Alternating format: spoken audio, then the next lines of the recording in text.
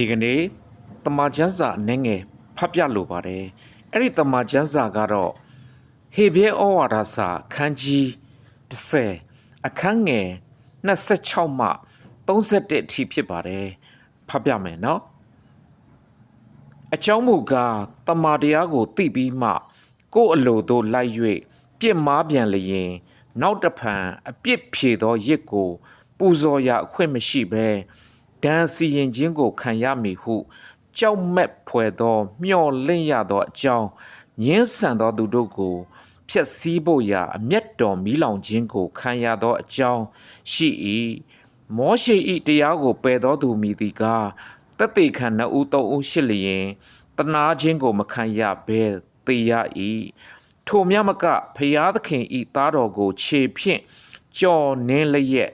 မိမိကိုစင်ကြယ်စေသောဗရညင်တရားဤအသွေးကို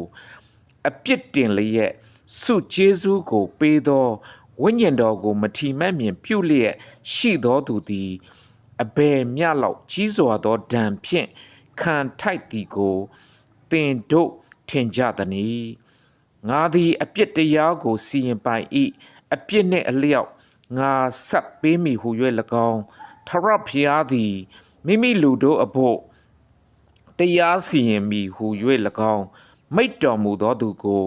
ငါတို့သည်အမှန်သိကြ၏အသက်ရှင်တော်မူသောဘုရားသခင်၏လက်တော်သို့ကြားရောက်ခြင်းအမှုသည်ကြောက်မက်ဖွယ်သောအမှုဖြစ်သည်ဖတ်ကြားသောနှုတ်ကပတ်တော်အားဖြင့်အရောက်စီတော်ကိုဘုရားရှင်ကောင်းချီးပေးပါစေ